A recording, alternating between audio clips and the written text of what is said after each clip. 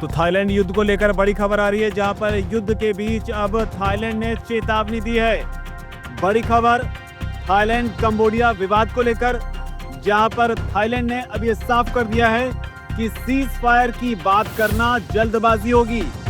तो बड़ा बयान थाईलैंड का, खासतौर पर तब जब अमेरिका की ओर से और इसके अलावा तमाम देशों की ओर से अपील की गई थी कि सीज फायर किया जाए, और अब इसे लेकर थाईलैंड ने साफ कर दिया है कि सीज फायर का ऐलान जल्दबाजी होगी।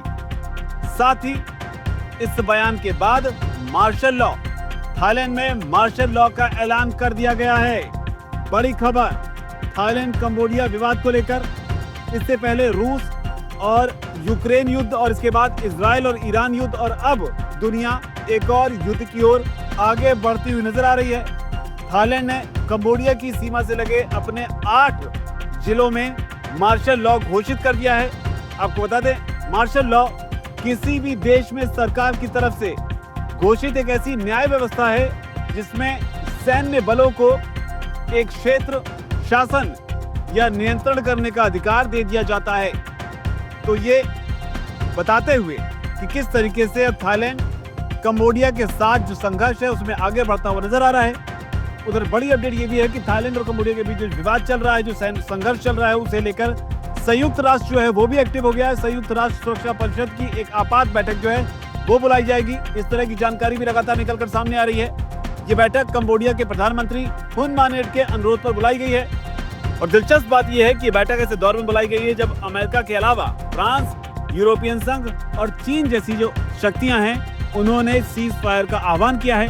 और इस आह्वान के बीच थाईलैंड की प्रतिक्रिया भी सामने आई है। थाईलैंड के जो कार्यवाहक प्रधानमंत्री हैं फुनथम, उन्होंने कहा है कि लड़ाई बढ़कर एक पूर्ण युद्ध में तब्दील हो सकती है। तो ये एक बड़ा बयान है। उन्होंने साथ ही ये भी कहा है कि भारी हथियार इस्तेमाल होना शुरू हो गए हैं।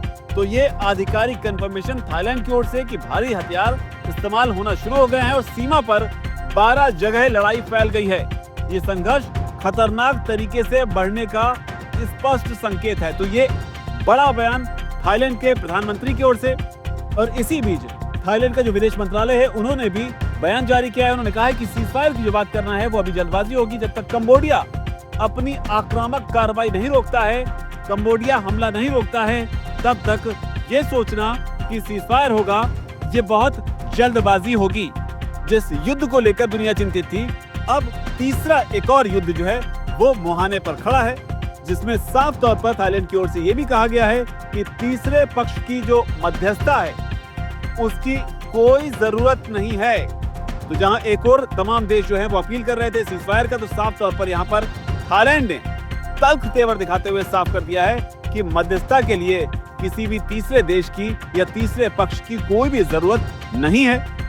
और इस बयान के बीच बड़ी अपडेट ये भी है कि कंबोडिया ने अपने सभी नागरिकों को ये कह दिया है कि वो तत्काल थाईलैंड छोड़ दें, जिसका सीधा मतलब यह है कि अब कंबोडिया भी कोई बड़ी कार्रवाई करने का मन बनाता हुआ दिख रहा है। F-16 लड़ाकू विमान जो हैं वो थाईलैंड की ओर से इस्तेमाल किए जाने शुरू हो गए हैं, जो ये बताता है कि आखिर युद्ध किस दिशा में बढ़ रहा है। उधर कंबोडिया से अपने राजदूत को थाईलैंड ने वापस बुला लिया है। जो राजनयिक संबंध हैं उन्हें भी डाउनग्रेड कर दिया है। हालांकि इन सब के बीच भारत भी लगातार इस पर नजर बनाए हुए है। भारत ने अपने लोगों को साफ तौर पर यह कह दिया है कि थाईलैंड और कंबोडिया की सीमा के पास जो 7 राज्य हैं वहां जाने से वो बचें। उन राज्यों के नाम भी भारत की ओर से जारी किए गए हैं। हालांकि इस बीच आपको यह भी याद दिला दें कि थाईलैंड भारत में उस वक्त खबरों में रहा था जब प्रधानमंत्री मोदी ने यहाँ दौरा किया था, और यहाँ से पीएम मोदी की तस्वीरें काफी वायरल भी हुई थी। लेकिन अब वही थाईलैंड जो है एक युद्ध की चपेट में जाता हुआ दिखाई पड़ रहा है। कंबोडिया के साथ तनाव जो है एक प्राचीन शिव मंदिर को लेकर शुरू हुआ, जिसमें बताया जाता है कि आज भी शिवलिंग और भगवान शिव के जो द्वारपाल हैं वो मौजूद हैं। और ये विवाद तब से चला आ रहा है जब बताया जाता है कि यहाँ पर फ्रांस का राज जो है वो कंबोडिया में हुआ करता था, और फ्रांस की ओर से ही एक नक्शा बनाया गया था जिसमें जो मंदिर है, जिस मंदिर को लेकर विवाद हो रहा है, वो मंदिर कंबोडिया में दिखाया गया।